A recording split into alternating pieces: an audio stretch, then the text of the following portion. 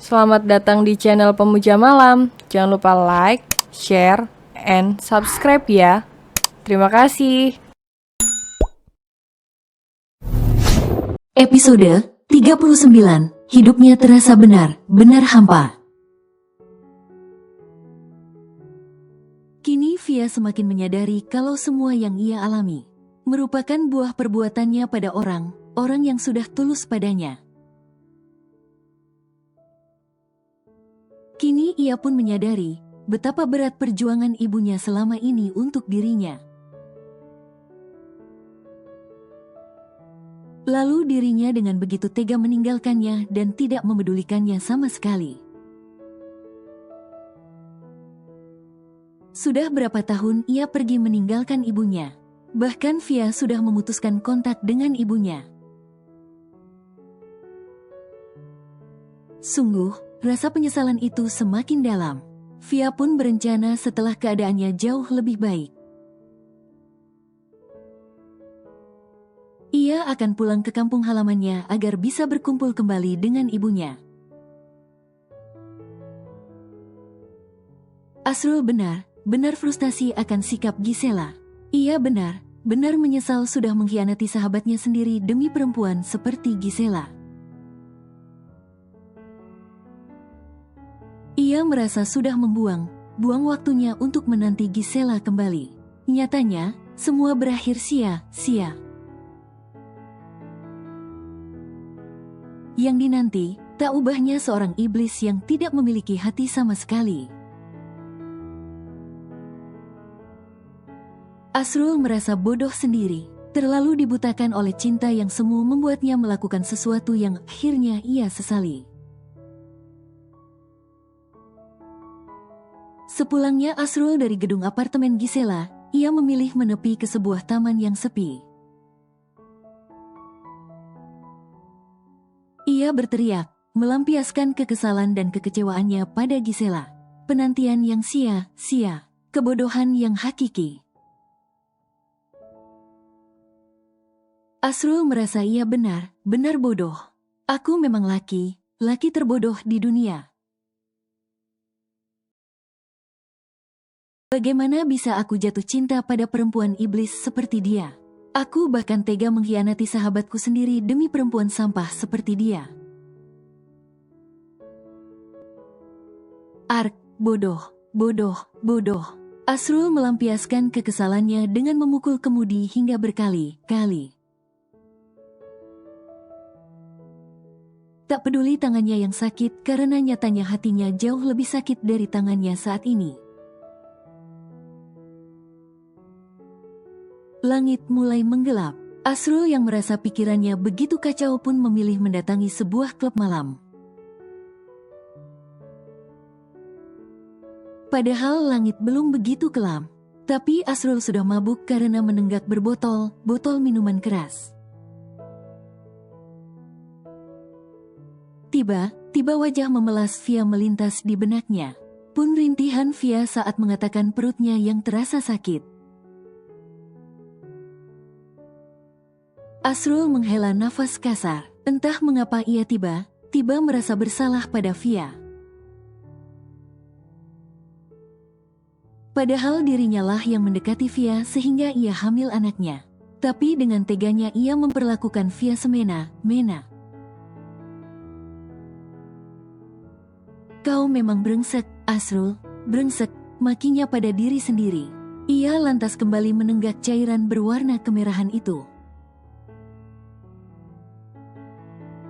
Karena terlalu banyak minum, perlahan, Asrul pun kehilangan kesadarannya. Semenjak mendengar penuturan Raffi kalau Ayu pergi bertemu orang tuanya. Madaffa tidak bisa tenang, ia benar khawatir. Setahunnya kedua orang tua Ayu sudah meninggal, lalu orang tua mana yang ingin Ayu datangi? Madaffa tiba merasa parno sendiri. Ia khawatir Ayu ingin menyusul orang tuanya membuat Madaffa gelisah luar biasa. Ingin menyusul, tapi Madaffa tidak mengetahui di mana alamat sebelumnya. Ia hanya tahu Ayu berasal dari kota sebelah. Namun untuk alamat pastinya, Madava tidak tahu. Ayu, semoga kamu gak apa-apa, gumamnya resah. Madava merebah kepalanya di tepi ranjang di mana Raffi sudah tertidur. Setelah makan malam dan minum obat, ditatapnya Raffi yang rambutnya mulai menipis, sebagai efek obat yang dimasukkan ke dalam cairan infus. Ia sedih melihat kondisi Raffi saat ini. Ia pun semakin sedih karena Ayu justru tak ada di sisinya. Ayu, gumamnya. Ternyata bukan hanya Madava yang resah, di kota sebelah Ayu pun merasakan hal yang sama. Ia tiba merasa rindu dengan Madava. Ia ingin sekali merasakan pelukan suaminya itu. Kenapa kau jadi kepikiran dia melulu sih? Please, otak, jangan kepikiran dia melulu. Kira gimana kabarnya ya? Apa dia benar menikahi perempuan itu? Gumam Ayu penasaran. Ayu sebenarnya ingin menanyakan keadaan Raffi dan Madava di sana dengan Bu Sanum. Tapi ia mengurungkannya. Bahkan setelah pindah ke kontrakan ini, Ayu belum menghubungi Bu Sanum. Membuat Bu Sanum di rumahnya benar kebingungan.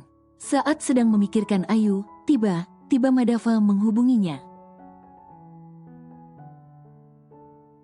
Bu Sanum pun segera mengangkat panggilan itu. Assalamualaikum, Ma. Terdengar suara Madava dari seberang sana. Waalaikumsalam, Fa. Kenapa kamu telepon Mama malam begini? Ma, Mama tahu alamat lama Ayu di kota sebelah enggak? Mata Bu Sanum mengerjap. Sepertinya Madava mulai menyadari keberadaan Ayu, pikir Bu Sanum.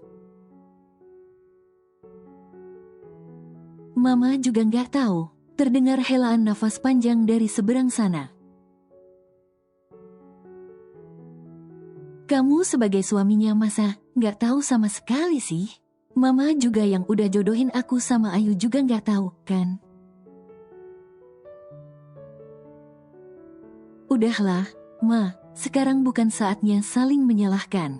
Pikiranku sedang benar ruwet saat ini. Kondisi Raffi yang belum ada kemajuan, Ayu yang menghilang. Benar buat kepalaku rasanya mau pecah. Mana lapar lagi. Lapar ya makan, Dava. Kamu itu harus jaga kesehatan. Ingat kamu harus menjaga Raffi. Ayu pasti marah kalau kamu lalai menjaga Raffi gara kesehatan kamu menurun, omel Bu Sanum.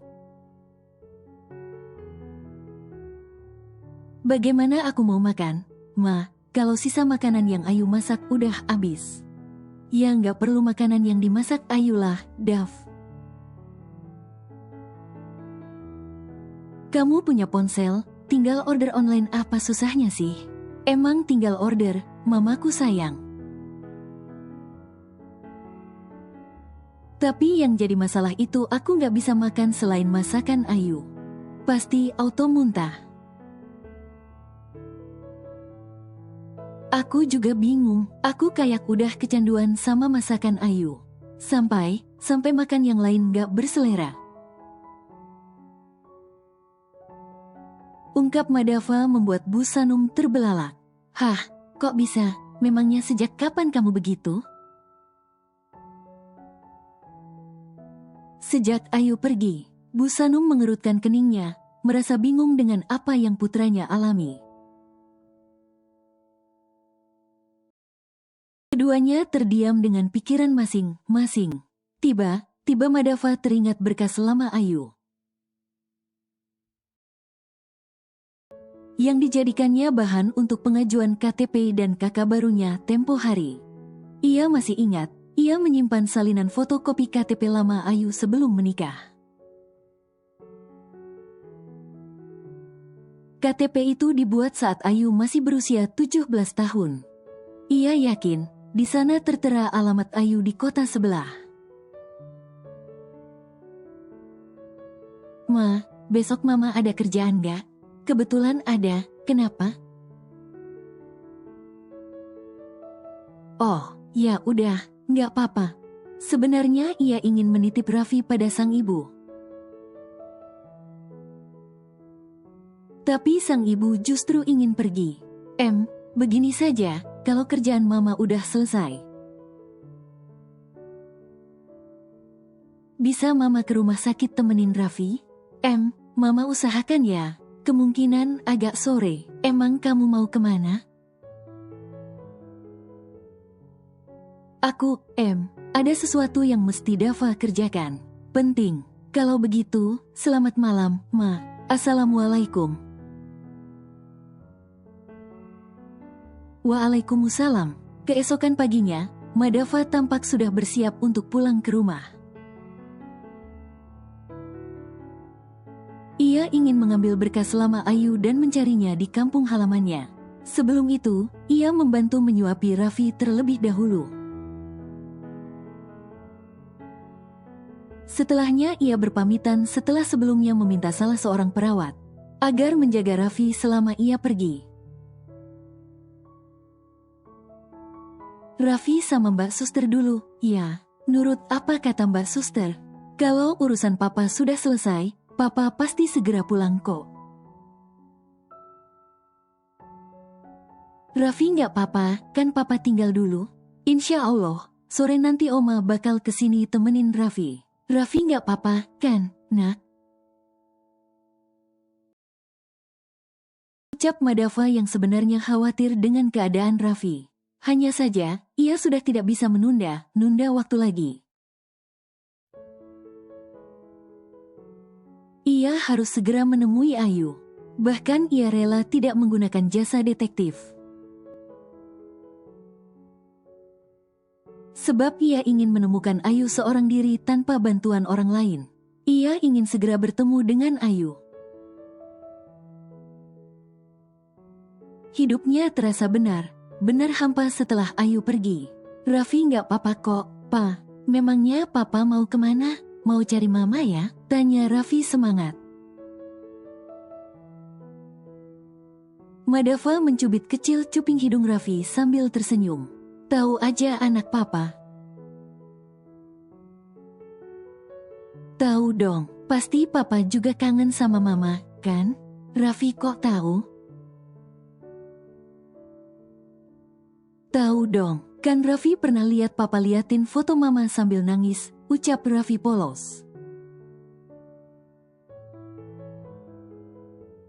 Madava mengerjapkan mata. Ia tidak menyangka kalau anaknya mengetahui perihal itu. Perawat yang telah Madava sewa untuk menjaga Raffi mengulum senyum, melihat ekspresi wajah Madava yang terkejut. Raffi terkekeh. Semangat Papa. Madava mengangguk. Hati ya, nurut apa kata Mbak Suster dan jangan lupa minum obat biar cepat sembuh. Siap, Papa. Madava tersenyum lebar. Ia menciumi seluruh wajah Raffi. Membuat bocah kecil itu kegelian sebelum ia pergi dari sana. Sementara itu, di ruangan lain, tampak Via sedang bersiap untuk mengurus kepulangannya dari rumah sakit. Apa tidak sebaiknya ibu menghubungi keluarga ibu? Agar mereka bisa membantu ibu pulang dari sini? Tawar seorang perawat. Via tersenyum kecil. Saya sudah tidak memiliki keluarga, Sus. Ucap Via membuat perawat itu terkejut. Ayahnya sudah meninggal, jawab Via cepat, semenjak melihat Asrul yang lebih memilih menemani Gisela. Membuat Via menutup rapat pintu hatinya. Ia pun memilih menganggap Asrul mati. Toh, kalaupun anaknya kelak tahu, itu tidak berguna sama sekali. Asrul tidak pernah menginginkan anaknya. Bahkan saat dewasa kelak, Asrul tidak bisa menjadi wali saat putrinya menikah. Jadi untuk apa menganggapnya hidup? Anggap saja sudah mati, itu lebih baik. Oh, maaf. Perawat itu tidak enak hati sendiri. Karena tidak tega, perawat itu pun membantu mengurus administrasi Via. Sebenarnya bayi Via belum diizinkan dibawa pulang sebab ia yang terlahir prematur. Akan tetapi Via bersikeras. Ia bahkan sampai menandatangani surat pernyataan kalau terjadi sesuatu pada bayi mungil itu, maka itu bukan tanggung jawab pihak rumah sakit. Setelah segala urusan selesai, Via pun segera memesan taksi untuk mengantarkannya ke terminal bus yang akan membawanya ke kabupaten di mana kampung halamannya berada. Di lain tempat, Asrul mengerjapkan matanya silau mentari masuk ke netranya. Ia mengangkat kepala sambil memijat area pelipisnya. Matanya mengedar ke sekeliling. Ia terkejut ternyata ia sudah berada di rumah orang tuanya. Ia juga melirik jam di dinding, ternyata sudah tengah hari. "Sudah sadar kamu?" ketus Ibu Asrul. "Kenapa aku bisa di sini?" gumam Asrul bingung. Seingatnya semalam ia mabuk di klub malam. Kenapa ia justru berada di rumah orang tuanya? "Mama tuh telepon kamu semalaman. Papa mau berangkat ke luar kota, mau pakai mobil. Pas ditelepon, kamu ternyata ada di klub malam. Papa terpaksa jemput dan bawa kamu pulang kemari. Papa nggak mau ambil risiko kamu mukul istri kamu yang sedang hamil," jelas Ibu Asrul. "Ini minum dulu." Ibu Asrul menyerahkan segelas air pada Asrul. Ia pun menerima dan menenggaknya hingga tandas. Efek mabuk semalaman membuat kepala Asrul sakit. "Asrul, mau sampai kapan kamu begini? Kamu akan segera jadi seorang ayah." Tapi bukannya semakin membaik, sikap kamu justru semakin buruk. Apa kau tidak memikirkan perasaan istrimu sama sekali? Kau sudah merebutnya dari Dava, setidaknya bertanggung jawablah. Jangan berlaku semena-mena pada Via. Dia istrimu. Jangan sampai kau menyesal karena sudah menyia-nyiakannya. Ingat, bukan Via yang tidak ingin masuk ke dalam kehidupanmu. Tapi kaulah yang menariknya masuk. Dan setelah apa yang terjadi, kau bersikap semaunya. Jangan begitu, nak. Coba kau bayangkan, bagaimana kalau papa memperlakukan mama seperti itu? Apa kau tidak merasa sakit, nak? Jangan membuat sesuatu yang akhirnya akan kau sesali. Ujar Ibu Asrul berharap anaknya berubah dan bisa menghargai Via. Asrul tertunduk malu. Saat mabuk semalam, memang setiap kekejamannya pada Via melintas di pelupuk matanya. Ada sekelumit rasa yang kini menyeruak di dalam dada. Pulanglah, kasihan istrimu yang sedang hamil. Kau tahu, hamil itu berat. Nyawa taruhannya, jangan sia-siakan istrimu lagi. Ucap Ibu Asrul lagi. Asrul mengangguk, ia mencuci muka terlebih dahulu. Sebelum akhirnya ia menunggangi motornya yang ia tinggal di sana untuk segera pulang ke rumah. Dengan perasaan bersemangat, Madava melajukan mobilnya ke kota sebelah. Ia sudah menemukan alamat rumah Ayu yang lama. Meskipun ia tidak tahu apakah Ayu tinggal di sana atau tidak, tapi ia yakin Ayu takkan tinggal jauh dari sana. Mobil yang Madava kendarai masuk ke kota kelahiran Ayu tepat di tengah hari. Ia tersenyum dengan lebar. Tak sabar lagi rasanya Madava ingin bertemu dengan Ayu. Saat melewati sebuah masjid, bersamaan dengan itu terdengar suara azan zuhur. Madava pun memilih mampir ke masjid tersebut untuk melaksanakan kewajibannya. Setelah selesai, bunyi perutnya terdengar dengan jelas. Madava yang kehilangan selera makan, tidak berniat untuk makan sama sekali. Namun saat melihat seorang ibu memakan rujak di depan pagar masjid, tiba-tiba ia menelan ludahnya. Ia pun segera mampir dan membeli 2 bungkus rujak. Ia memakan rujak itu sambil mengemudi dengan perlahan. Saat melihat Tugu Selamat datang di kecamatan tempat tinggal Ayu, Madava pun menepi. Ia menanyakan alamat yang tertera di fotokopi KTP Ayu pada orang yang lewat. Ternyata jarak alamat yang ia cari sudah tidak jauh lagi. Jelas saja Madava senang bukan main. Terlebih saat ia sudah menemukan alamat rumah masa kecil Ayu. Melihat halaman rumah itu tampak bersih membuat Madava berpikir kalau Ayu tinggal di sana. Ia pun manggil nama Ayu, tapi tidak ada yang membukakannya. Hingga akhirnya Bisri, tetangga Ayu menghampiri dan menanyakan tujuan kedatangannya. "Apa, cari Ayu? Memangnya kamu siapa?" tanya Bisri penasaran. "Saya suami Ayu, Bi," ucap Madava. "Jadi apa Bibi tahu di mana Ayu tinggal?" tanya Madava. "Tahu sih, tapi apa, Bi?"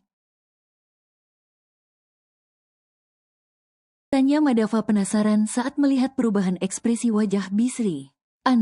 Itu, Ayu udah pergi. Belum lama tadi dia berpamitan sama Bibi. Mungkin sekitar sejam yang lalulah dia pamitannya, ucap Bisri yang merasa kasihan dengan Madava. Apalagi wajah Madava terlihat pucat. Belum lagi lingkar matanya yang tebal dan hitam.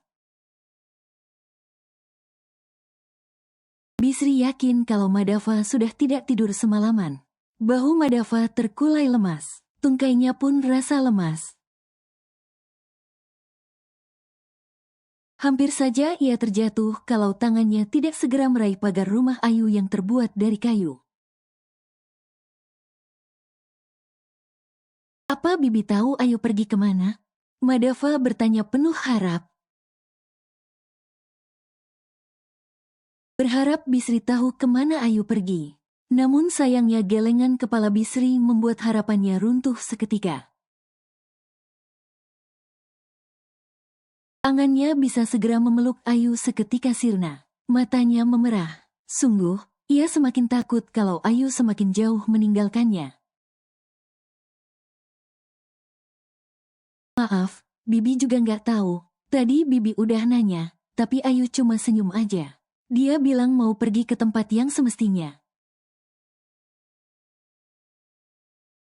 Tempat semestinya apa, Bibi nggak paham. Soalnya setelah itu, Ayu langsung naik ojek yang udah nungguin di depan rumah Bibi. Jelas Bisri. Mata Madava mengerjap, setitik air mata jatuh membasahi pipi.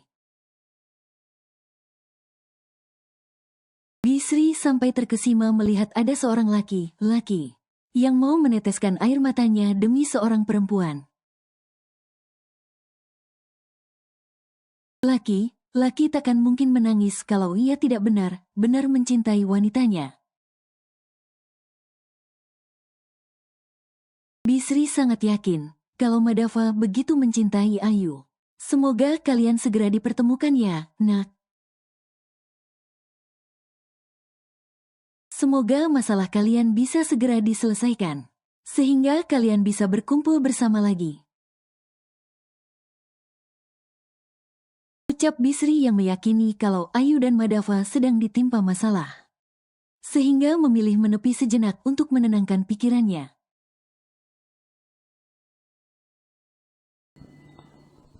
Bersambung.